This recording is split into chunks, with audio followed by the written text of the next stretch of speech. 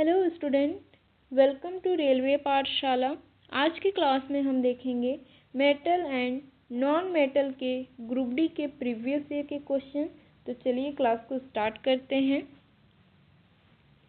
Question करने से पहले एक बार मेटल और नॉन मेटल के बारे में बेसिक कॉन्सेप्ट क्लियर कर लेते हैं कि मेटल क्या होता है, अधातु क्या होता है, धातु के कौन कौन से रासायनिक गुण हैं, अधातु के कौन कौन से रासायनिक गुण हैं।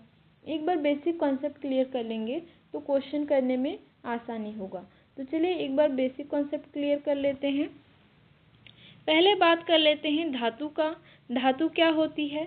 वे तत्व जिनमें विद्युत एवं ऊष्मा का संचालन करने की क्षमता होती है, जो तन्य और लचीले होते हैं और जिनकी सतह सामान्यतः चमकदार होती है, उन्हें धातु कहते हैं। धातु के कौन कौन से गुण? जिनमें विद्युत और ऊष्मा का संचालन करने की क्षमता होती है, जो तन्य और लचीले होते हैं और जिनकी सतह सामान्यतः चमकदार होते हैं, उन्हें क्या कहते हैं? धातु।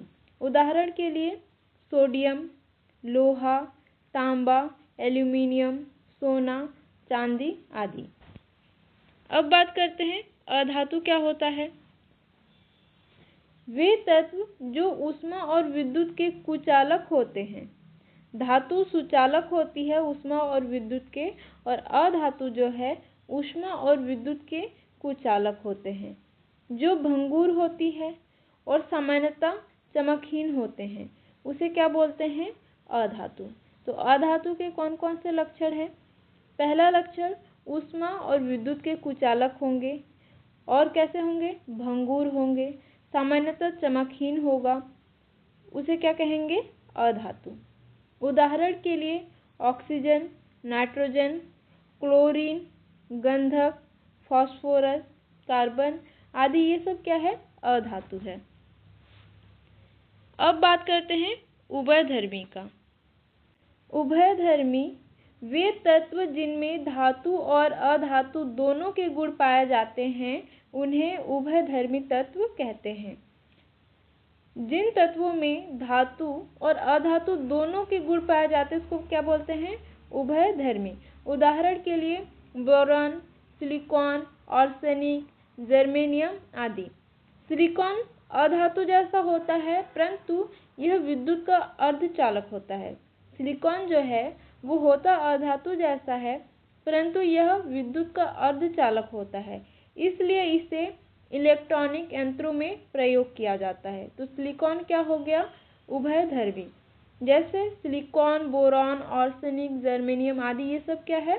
उभयधर्मी। अब बात करते हैं तत्वों का वर्गीकरण के बारे में। सभी तत्वों को उनके गुण के आधार पर 3 श्रेणी में बांटा गया है। कौन कौन से? धातु, अधातु और उभयधर्मी। इन तीनों के बारे में अभी हम लोग देखे परिभाषा। अब इनके बारे में डिटेल्स में पढ़ेंगे। सबसे पहले बात करते हैं धातु क्या होता है, ये तो आपने देख लिया। अब बात करेंगे धातु के सामान्य गुण का। धातु के सामान्य गुण में पहला गुण है चमकदार होना। धातु कैसी होती है? सामान्यतः चमकदार होती है, जैसे सोना, चांदी। दूसरा तन्य होता है। धातु कैसा होता है? तन्य होता है। धातुओं को हथौड़ों से पीटकर पतली चादर में बदला जा सकता है, जैसे एल्यूमीनियम। यदि अधातु को पीटेंगे तो अधातु कैसा होता है? भंगुर होता है, अधातु टूट जाएगी। और धातु कैसा होगा? वो पतली चादर के रूप में बदल सकता है। मतलब धातु में तन्यता का गुण पाया जाता है। जैसे यहाँ पे उदाहरण दिया हुआ है एल्यूमीनियम फॉयल। तीसरा लक्षण जो है धातु का, वो है लचीली। इन्हें तारों में खींचा जा सकता है, जैसे तांबे के तार। तो धातु कैसा होता है? लचीला भी होता है। और अधातु लचीला नहीं होता, उसको हम लोग पीटेंगे या खींचेंगे तो वो टूट जाएगा, भंगुर होता है। चौथा जो सबसे इम्पोर्टेंट है कि धातु में चालकता होती है। धातु में चालकता होती है। ऊष्मा व विद्युत की अच्छी चालक होती है धातु, जैसे कि तांबा और एल्यूमीनियम। और अधातु जो है विद्युत और ऊष्मा का अचालक होता है। अब बात करते हैं 5वें नंबर पे ठोस अवस्था का। तो धातु में ठोस अवस्था होती है। अधिकतर धातुएं कैसी होती है? ठोस होती है। अपवाद इसमें है क्या? पारा। इसको आप हाईलाइट कर लीजिएगा। पारा जो है वो क्या है? अपवाद है। इस चैप्टर से अपवाद पूछे जाने के चांसेस ज़्यादा है। 6वें नंबर पे है भारीपन। अधिकांश धातुएं भारी होती है, जैसे सोडियम और पोटेशियम हल्की धातुएं हैं। तो ये भी क्या है? आपका अपवाद है। तो इसको भी हाईलाइट कर लीजिएगा, इसको ज़रूर आपको याद रखना है। अधिकांश धातुएं कैसी होती है? अधिकांश धातुएं भारी होती है, लेकिन अपवाद सोडियम और पोटेशियम हल्की धातुएं हैं। 7वां लक्षण है ध्वन्यात्मक। इन्हें ठोकने पर ध्वनि उत्पन्न होती है, जैसे ठन ठन की आवाज़ होती है। तो धातु में आवाज़ भी होती है, ठन और छन की आवाज़ होती है धातु में, ठीक है। ये याद रखेंगे, आवाज़ तो होती है पर कैसे? ठन और छन की। 8वें नंबर पे इसका 8वां लक्षण जो है वो है घनत्व। इसका घनत्व सामान्यतः अधिक होता है अधातुओं से, ठीक है। और 9वां जो है गलनांक और क्वथनांक के इम्पॉर्टेंट लक्षण है धातु का। धातु में जो है गलनांक और क्वथनांक अधिक होता है। इसमें आपको अपवाद याद कर लेना है। गैलियम और सीजियम कम गलनांक वाली धातुएं हैं, ठीक है। कौन कौन सा? गैलियम और सीजियम, ये कैसे हैं? कम गलनांक वाली धातुएं हैं। और धातुओं में सामान्यतः गलनांक और क्वथनांक अधिक होता है अधातुओं के तुलना में, ठीक है। अब बात करेंगे अधातुओं के सामान्य गुण के बारे में। पहला तो अधातु जो है चमकहीन होती है, मतलब अधिकतर धातुएं जो है धूमिल होती है, मतलब उसमें कोई चमक नहीं होता। दूसरा, धातुएं भंगुर होती है, इन्हें पीटने पर टूट जाती है, तन्य नहीं होती। तीसरा जो है कुचालक होता है ऊष्मा और विद्युत का। अपवाद इसमें है ग्रेफाइट, तो अपवाद को आपको याद कर लेना है। ग्रेफाइट विद्युत का चालक है, जबकि ग्रेफाइट एक क्या है? ग्रेफाइट एक अधातु है, लेकिन ये कैसा है? विद्युत का चालक है। तो ये अपवाद भी आपको याद कर लेना है। चौथा गुण है घनत्व और गलनांक कम, अधिकांश गलनांक कम होता है। तो अधातुओं का घनत्व और गलनांक कैसा होता है? अधिकांश कम होता है। और अधातुएं जो है भौतिक अवस्था में अधिकांश अधातुएं कैसी होती है? गैसीय होती है। यदि अधातुओं के भौतिक अवस्था की बात करें तो अधिकांश अधातुएं भौतिक अवस्था में कैसी होती है? गैसीय होती है, जैसे ऑक्सीजन और क्लोरीन। कुछ ठोस भी होते हैं, जैसे गंधक, फास्फोरस, और एक द्रव भी है, कौन सा? ब्रोमीन। तो ये आपको याद कर लेना है, ये मोस्ट इम्पॉर्टेंट हो सकता है, एग्जाम में यहाँ से पूछे जा सकते हैं। गैसीय में उदाहरण कौन कौन सा हो गया? ऑक्सीजन और क्लोरीन। ठोस में कौन कौन सा हो गया? गंधक और फास्फोरस। और द्रव में कौन सा हो गया? ब्रोमीन। अब बात कर लेते हैं रासायनिक गुण का। तो पहले देखते हैं धातुओं में रासायनिक गुण। पहला धातुओं के रासायनिक गुण क्या है? ऑक्सीजन से अभिक्रिया। धातुएं ऑक्सीजन से मिलकर धातु ऑक्साइड बनाती है। धातु जो है ऑक्सीजन से मिलकर क्या बनाती है? धातु ऑक्साइड बनाती है। उदाहरण के लिए 4 सोडियम और 1 ऑक्सीजन मिलकर क्या बनाएगा? Sodium oxide. दूसरा, जल से अभिक्रिया। पहला क्या है? ऑक्सीजन से अभिक्रिया। दूसरा क्या है? जल से अभिक्रिया। कुछ धातुएं जल से अभिक्रिया कर हाइड्रोक्साइड व हाइड्रोजन गैस बनाती है। ये धातुओं के रासायनिक गुण हैं, ठीक है। उदाहरण के लिए 2 सोडियम और 2 जल के अणु मिलकर क्या बनाते हैं? सोडियम हाइड्रोक्साइड और हाइड्रोजन गैस। तीसरा, अम्ल से अभिक्रिया। धातु जो है अम्ल से अभिक्रिया करके लवण और क्या बनाती है? Hydrogen gas. यहाँ पे आप देख सकते हो एग्जाम्पल, जिंक और H2SO4 आपस में अभिक्रिया करके क्या बना रहा है, जिंक H2SO4 जो क्या है, एक लवण है और क्या बना रहा है, हाइड्रोजन गैस। और लवण कौन सा है, जिंक सल्फाइड। चौथा जो है हवा में प्रतिक्रिया। धातु का रासायनिक गुण चौथा क्या है, हवा में प्रतिक्रिया। कुछ धातुएं ऑक्सीजन व नमी से अभिक्रिया कर जंग यानी रस्ट बनाती है। जैसे यहाँ पे लोहा और ऑक्सीजन और जल के अणु मिलके क्या बना रहे हैं, लोहो ऑक्साइड और जल। पांचवा, धातुओं की क्रियाशीलता श्रेणी। धातुओं को उनकी क्रियाशीलता के अनुसार रखा गया है।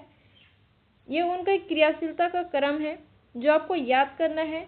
इसमें से भी यदि पेपर थोड़ा सा टफ लेवल का बनेगा ना, तो यहाँ से क्वेश्चन पूछा जाएगा। ठीक है, तो ये क्रम आपको याद कर लेना है। ये उनकी क्रियाशीलता के आधार पर रखा गया है कि कौन सबसे ज़्यादा सक्रिय है। ठीक है, तो ये क्रम आपको याद रख लेना है, क्योंकि पेपर यदि थोड़ा सा लोग टफ बनाने की यदि कोशिश करेंगे तो ये पूछा जा सकता है। अब बात करेंगे अधातुओं के रासायनिक गुण। पहला, ऑक्सीजन से अभिक्रिया। अधातु और ऑक्सीजन से अभिक्रिया करके क्या बनाते हैं, अधातु ऑक्साइड। जैसे कार्बन और ऑक्सीजन मिलके क्या बनाते हैं, CO2 कार्बन डाइऑक्साइड। दूसरा, हाइड्रोजन से अभिक्रिया। अधातु जो है हाइड्रोजन से अभिक्रिया करके क्या बनाता है, अम्ल या हाइड्राइड। जैसे क्लोरीन और हाइड्रोजन गैस मिलके क्या बना रहा है, हाइड्रोक्लोरिक अम्ल। HCl क्या है, एक अम्ल है। और तीसरा, जल में घुलनशीलता। कई अधातु ऑक्साइड जल में घुलकर क्या बनाते हैं, अम्ल बनाते हैं। उदाहरण के लिए CO2 और H2O जो है क्या बनाते हैं, H2CO3। तो ये अधातु के रासायनिक गुण है। पहला, ऑक्सीजन से अभिक्रिया करके ये क्या बनाते हैं, अधातु ऑक्साइड। दूसरा, हाइड्रोजन से अभिक्रिया करके क्या बनाते हैं, अम्ल या हाइड्राइड। और तीसरा, जल में घुलनशीलता। कई अधातु जो है ऑक्साइड जल में अधातु ऑक्साइड जल में घुलकर क्या बनाते हैं, अम्ल बनाते हैं। तो ये था अधातुओं के रासायनिक गुण। अब बात करेंगे उभयधर्मी पदार्थ का।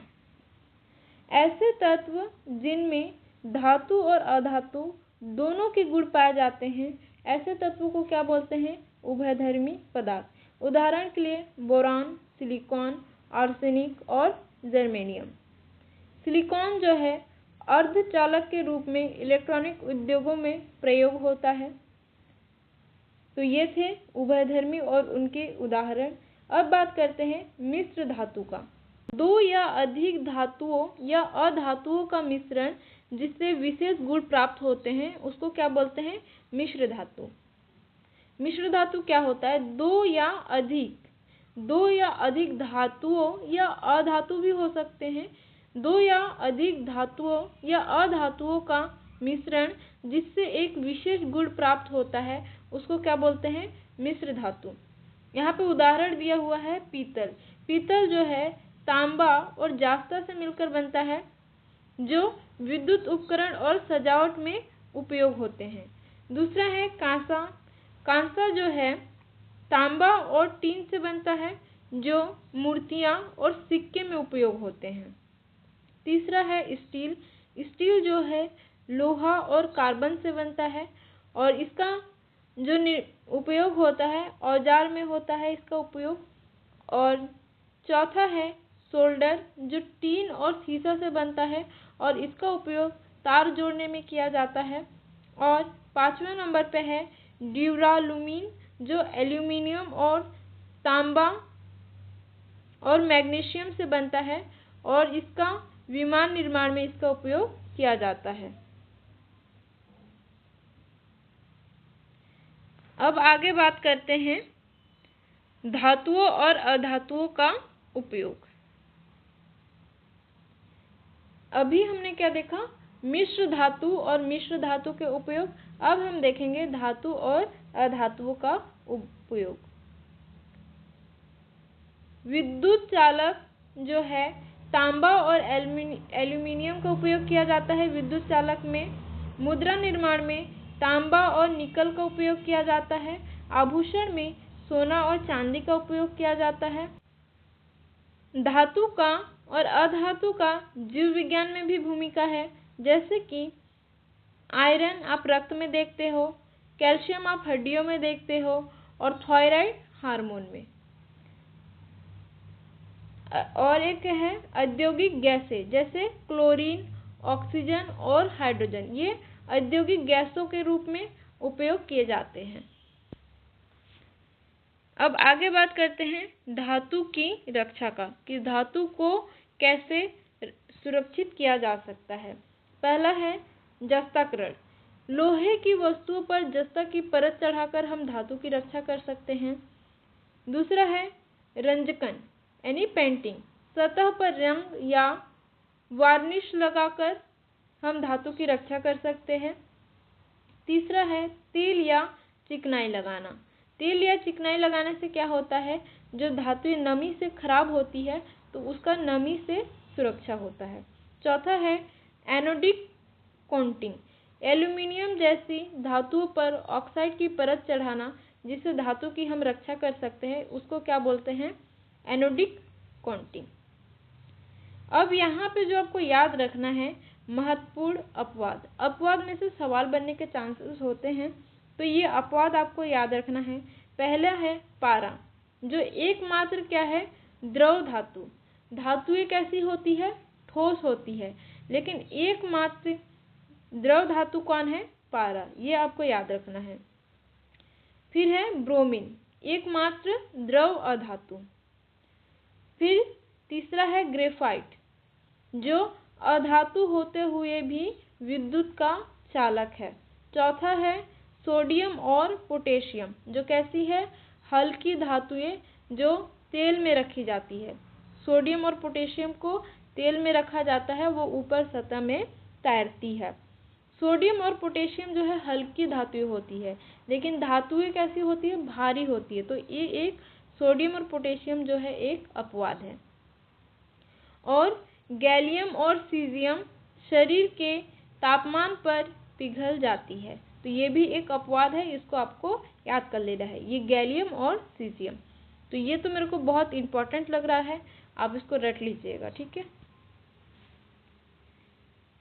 अब बात करते हैं क्विक रिवीजन पॉइंट, या आप कह सकते हो की पॉइंट, जो अब तक हम लोग पढ़े उनका की पॉइंट। सोडियम जो है जल में तैरता है, क्यों, अत्यधिक सक्रिय धातु है इसलिए। पारा जो है कमरे के तापमान पर द्रव होता है। ब्रोमीन जो है द्रव अधातु है। लोहा जो है जंग लगने वाला तत्व है। चांदी जो है जीवाणुनाशक गुण है। सिलिकॉन जो है उभयधर्मी तत्व है। ग्रेफाइट जो है विद्युत का चालक है लेकिन अधातु है। ऑक्सीजन जो है जीवनदायिनी अधातु है। कैल्शियम जो है हड्डियों में पाया जाता है। लोहा जो है रक्त में पाया जाता है। तो ये कुछ की पॉइंट्स है जो आपको याद कर लेना है। अब हम लोग क्वेश्चन के लिए रेडी हैं, तो अब हम लोग क्वेश्चन कर सकते हैं। तो चलिए बढ़ते हैं अब क्वेश्चन की ओर। क्वेश्चन नंबर फर्स्ट, धातुओं का कौन सा गुण होता है? ऑप्शन ए, वे ऊष्मा और विद्युत के कुचालक होते हैं। ऑप्शन बी, वे भंगुर होते हैं। ऑप्शन सी, वे ऊष्मा और विद्युत के चालक होते हैं। ऑप्शन डी, वे चमकहीन होते हैं। तो पहला गुण जो है ये अधातु का है, दूसरा गुण भी अधातु का है और चौथा गुण भी अधातु का है। तो इसका सही आंसर हो जाएगा ऑप्शन सी, वे ऊष्मा और विद्युत के चालक होते हैं। ये किसका लक्षण है? ये धातु का लक्षण है। अब बढ़ते हैं अगले क्वेश्चन की ओर। क्वेश्चन नंबर सेकंड, अधातुओं की सबसे सामान्य विशेषता क्या है? ऑप्शन ए, वे तन्य और लचीली होती है।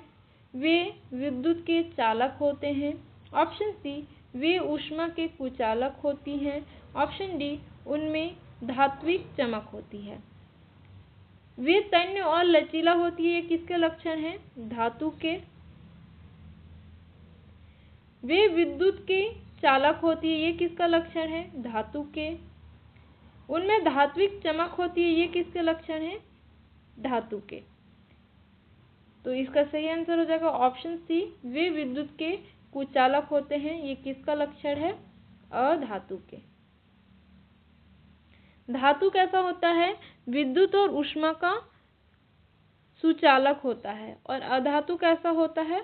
कुचालक होता है। तो अब बढ़ते हैं अगले क्वेश्चन की ओर। Question number 3। निम्न में से कौन सा तत्व धातु है? ऑप्शन ए गंधक, option B phosphorus, option C sodium, option D chlorine. तो इसका सही आंसर हो जाएगा ऑप्शन सी सोडियम। सोडियम कैसा है? धातु है। और गंधक, फास्फोरस और क्लोरीन ये तीनों कैसे हैं? अधातु हैं। अब बढ़ते हैं अगले क्वेश्चन की ओर। Question number 4। कौन सी धातु कमरे के तापमान पर द्रव होती है? धातु पूछा है। ऑप्शन ए तांबा, ऑप्शन बी पारा, ऑप्शन सी जस्ता, ऑप्शन डी लोहा। तो इसका सही आंसर हो जाएगा ऑप्शन बी पारा। केवल पारा, पारा को किससे प्रदर्शित करते हैं? H और स्मॉल g से। इसको मरकरी भी बोलते हैं। केवल पारा ही कमरे के तापमान पर द्रव अवस्था में पाया जाता है, ठीक है। और यदि अधातु पूछता तो ब्रोमीन। अब बढ़ते हैं अगले क्वेश्चन की ओर। Question number 5। सोडियम को मिट्टी के तेल में क्यों रखा जाता है? मिट्टी तेल जानते हैं आप लोग, जिसको और क्या बोलते हैं? केरोसिन। तो सोडियम को मिट्टी तेल में क्यों रखा जाता है? ऑप्शन ए क्योंकि यह तेल के साथ अभिक्रिया करता है। ऑप्शन बी क्योंकि यह जल एवं वायु से अत्यधिक अभिक्रियाशील है। ऑप्शन सी क्योंकि यह विषैला है। ऑप्शन डी क्योंकि यह हल्का है। तो इसका सही आंसर हो जाएगा ऑप्शन बी क्योंकि यह जल एवं वायु से अत्यधिक अभिक्रियाशील है, इसलिए इसको मिट्टी के तेल में रखा जाता है। सोडियम वायु की नमी या ऑक्सीजन के संपर्क में आते ही जलता है, इसलिए इसे तेल में रखा जाता है, ठीक है। सोडियम जो है वायु या नमी में आएगा तो वो जलेगा, इसलिए उसको किस में रखा जाता है? मिट्टी के तेल में रखा जाता है। अब बढ़ते हैं अगले क्वेश्चन की ओर। Question number 6। निम्न में से कौन अधातु है जो विद्युत के चालक है? कौन से अधातु हैं जो विद्युत के चालक हैं? Option A sulphur, option B iodine, option C graphite, option D phosphorus. तो इसका सही आंसर हो जाएगा ऑप्शन सी ग्रेफाइट। अगला क्वेश्चन है क्वेश्चन नंबर 7। सबसे हल्की धातु कौन सी है? Option A sodium, option B lithium, option C aluminium, option D magnesium. तो इसका सही आंसर हो जाएगा ऑप्शन बी लिथियम। सबसे हल्की धातु कौन सी है? लिथियम है। अब बढ़ते हैं अगले क्वेश्चन की ओर। Question number 8। पीतल किसका मिश्र धातु है? ऑप्शन ए तांबा और जस्ता का, ऑप्शन बी तांबा और टीन का, ऑप्शन सी लोहा और कार्बन का, ऑप्शन डी लोहा और क्रोमियम का। तो इसका सही आंसर हो जाएगा ऑप्शन ए तांबा और जस्ता का। तो जितने भी मिश्र धातु हैं वो आपको याद कर लेना है, ऐसे क्वेश्चन बनने के चांसेस ज़्यादा रहते हैं। अब बढ़ते हैं अगले क्वेश्चन की ओर। Question number 9। कांसा किसका मिश्र धातु है? ऑप्शन ए तांबा और टीन का, ऑप्शन बी तांबा और जस्ता का, ऑप्शन सी लोहा और क्रोमियम का, ऑप्शन डी जस्ता और टीन का। तो इसका सही आंसर हो जाएगा ऑप्शन ए तांबा और टीन का। तांबा और टीन का मिश्र धातु क्या है? कांसा। अब बढ़ते हैं अगले क्वेश्चन की ओर। Question number 10।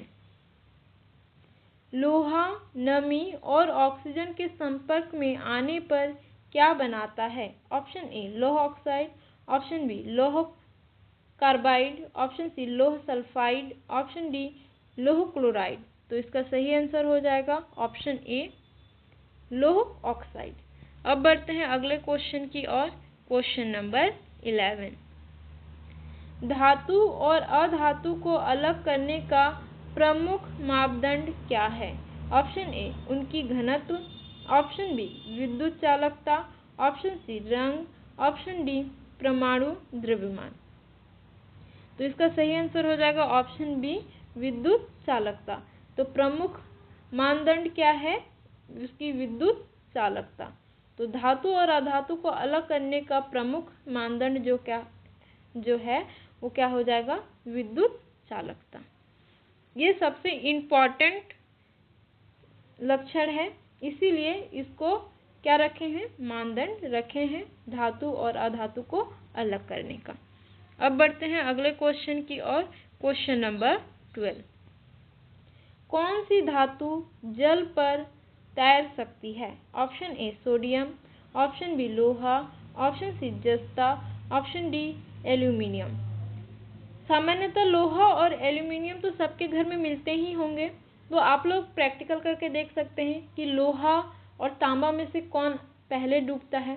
ठीक है, और इसका सही आंसर क्या हो जाएगा? Option A sodium. सोडियम जो है ये जल पर तैर सकती है। ऐसे आप सोडियम को भी करके देख सकते हैं। वैसे तो जो साधारण हमारे घर में नमक होता है वो NaCl होता है, लेकिन इसको भी आप यदि पानी पे छिड़कोगे तो कुछ सेकंड तक वो ऊपर में तैरता है। और आप ये घर पे प्रैक्टिकल करके देखना, NaCl को आप पानी में छिड़क के देखना और लोहा को आप पानी में ऐसे डाल के देखना और टाइमर लगा के आप एक बार प्रैक्टिकल करके देख सकते हो कि कौन पहले पानी में डूबता है। जाता तो मिलता नहीं है आसानी से। तो एल्यूमिनियम और लोहा और सोडियम तो मिलता नहीं है, लेकिन सोडियम क्लोराइड अपने पास होता है, तो आप एक बार प्रैक्टिकल करके देख सकते हो। अब बढ़ते हैं अगले क्वेश्चन की ओर। Question number 13। कौन सी अधातु ठोस रूप में चमकदार होती है? Option A sulphur, option B iodine, option C phosphorus, option D chlorine. तो इसका सही आंसर हो जाएगा ऑप्शन बी आयोडीन। आयोडीन जो है ठोस रूप में कैसा होता है? चमकदार होता है। अब बढ़ते हैं अगले क्वेश्चन की ओर। Question number 14। कौन सी धातु काटने पर चमकती है लेकिन शीघ्र ही मलिन हो जाती है? Option A sodium, option B लोहा, ऑप्शन सी जस्ता, ऑप्शन डी तांबा। तो इसका सही आंसर हो जाएगा ऑप्शन ए सोडियम। सोडियम को काटने पर चमकती है लेकिन शीघ्र ही मलिन हो जाती है। अब बढ़ते हैं अगले क्वेश्चन की ओर। Question number 15। अधातु का ऑक्साइड कैसा होता है? ऑप्शन ए क्षारीय, ऑप्शन बी अम्लीय, ऑप्शन सी तटस्थ यानी न्यूट्रल, ऑप्शन डी धात्विक। तो इसका सही आंसर हो जाएगा ऑप्शन बी अम्लीय। अधातु के ऑक्साइड अम्लीय होते हैं, जैसे कि SO2, CO2 इत्यादि। अब बढ़ते हैं अगले क्वेश्चन की ओर। Question number 16। धातु के ऑक्साइड सामान्यतः कैसे होते हैं? ऑप्शन ए अम्लीय, ऑप्शन बी क्षारीय, ऑप्शन सी तटस्थ, ऑप्शन डी उभयधर्मी। तो इसका सही आंसर हो जाएगा ऑप्शन बी क्षारीय। धातु के ऑक्साइड सामान्यतः क्षारीय होता है, जैसे सोडियम ऑक्साइड और कैल्शियम ऑक्साइड इत्यादि। अब बढ़ते हैं अगले क्वेश्चन की ओर। Question number 17। निम्न में से कौन सा तत्व उभयधर्मी ऑक्साइड बनाता है? Option A aluminium, option B sodium, option C गंधक, ऑप्शन डी कार्बन। तो इसका सही आंसर हो जाएगा ऑप्शन ए एल्यूमिनियम। अब बढ़ते हैं अगले क्वेश्चन की ओर। Question number 18। सोना और चांदी किस प्रकार की धातुएं हैं? ऑप्शन ए सक्रिय, ऑप्शन बी निष्क्रिय, ऑप्शन सी अति सक्रिय, ऑप्शन डी हल्की। तो इसका सही आंसर हो जाएगा ऑप्शन बी निष्क्रिय। तो सोना और चांदी निष्क्रिय धातुएं हैं। सोना और चांदी वायु और जल से अभिक्रिया नहीं करते, इसीलिए इन्हें क्या बोलते हैं? इन्हें नोबल मेटल्स भी बोलते हैं। अब बढ़ते हैं अगले क्वेश्चन की ओर। Question number 19। कौन सी अधातु ठोस, द्रव, गैस तीनों रूप में पाई जाती है? Option A sulphur, option B chlorine, option C carbon, option D उपयुक्त सभी। तो इसका सही आंसर हो जाएगा ऑप्शन डी उपयुक्त सभी। तो सल्फर, क्लोरीन और कार्बन ये तीनों अधातु जो है ठोस, द्रव और गैस तीनों रूप में पाई जाती है। इसको आप याद कर लीजिएगा, मोस्ट इम्पॉर्टेंट क्वेश्चन है ये, और ये प्रीवियस ईयर के क्वेश्चन है। ये 2021 के ये क्वेश्चन है, जो शायद थर्ड शिफ्ट का ये क्वेश्चन है। ठीक है, अब बढ़ते हैं अगले क्वेश्चन की ओर। Question number 20। कौन सी धातु सबसे अधिक तन्य है? ऑप्शन ए तांबा, ऑप्शन बी चांदी, ऑप्शन सी सोना, ऑप्शन डी लोहा। तो इसका सही आंसर हो जाएगा ऑप्शन सी सोना। सबसे अधिक तन्य और लचीला धातु कौन सा है? सोना है, और इसका उपयोग हम किस में करते हैं? आभूषण बनाने में करते हैं।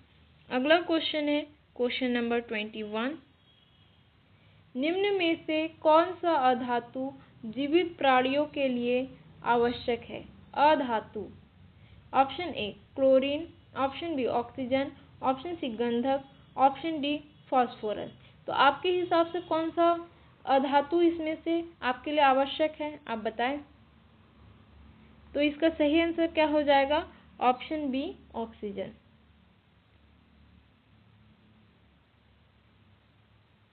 तो इसका सही आंसर क्या हो जाएगा? Option B oxygen. ऑक्सीजन जो है जीवित प्राणियों के लिए आवश्यक है। अब बढ़ते हैं अगले क्वेश्चन की ओर। Question number 22। किस धातु का उपयोग विद्युत तार बनाने में किया जाता है? ऑप्शन ए लोहा, ऑप्शन बी तांबा, ऑप्शन सी जस्ता, ऑप्शन डी एल्यूमिनियम। तो इसका सही आंसर हो जाएगा ऑप्शन बी तांबा।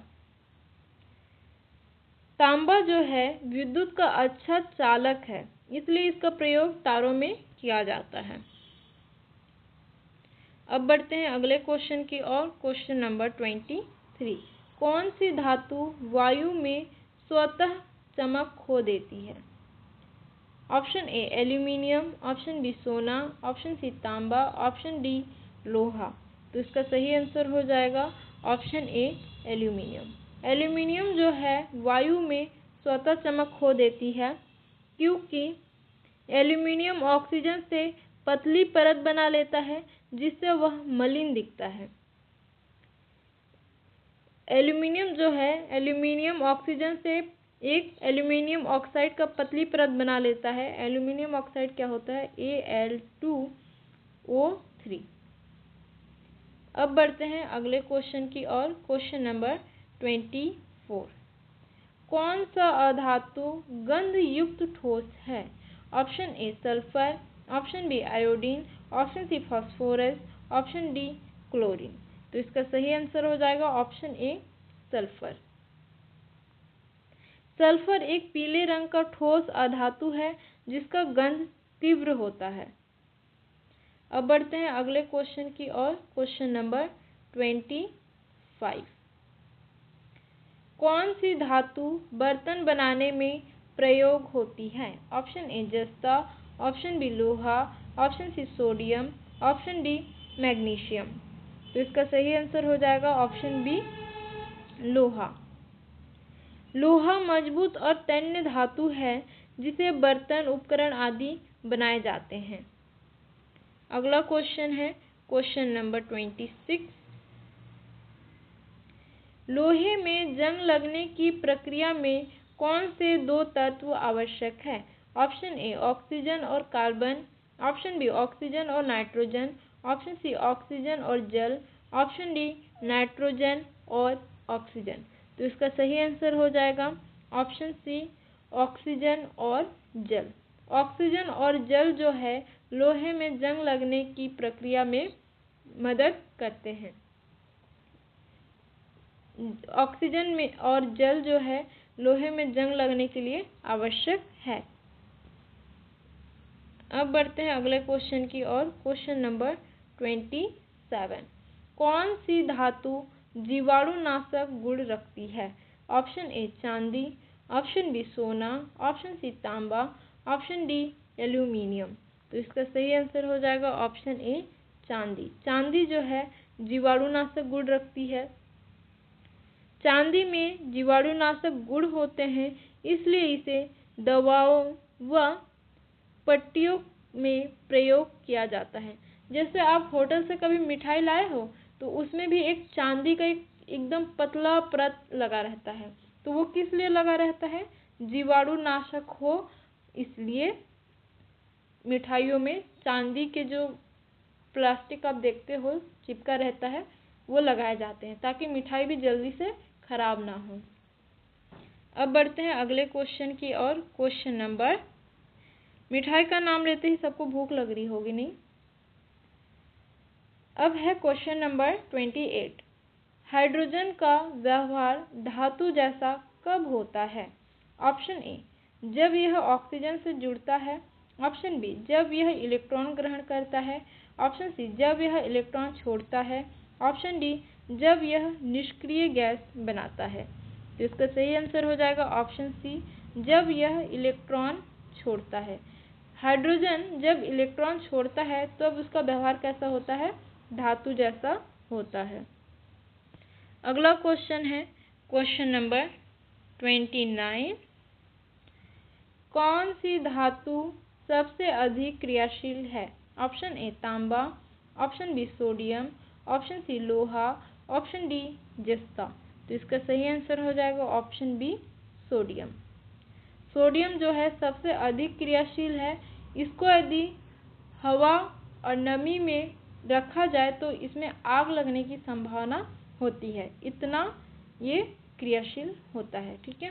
अगला क्वेश्चन है क्वेश्चन नंबर 30। कौन सी धातु हड्डियों और दांत में पाई जाती है? ऑप्शन ए लोहा, option B calcium, option C sodium, option D potassium. तो इसका सही आंसर हो जाएगा ऑप्शन बी कैल्शियम। हड्डियों को मजबूत कौन बनाता है? कैल्शियम। अब बढ़ते हैं अगले क्वेश्चन की ओर। Question number 31। कौन सी अधातु जल में घुलकर अम्लीय विलयन बनाती है? Option A carbon dioxide, option B nitrogen, option C hydrogen, option D oxygen.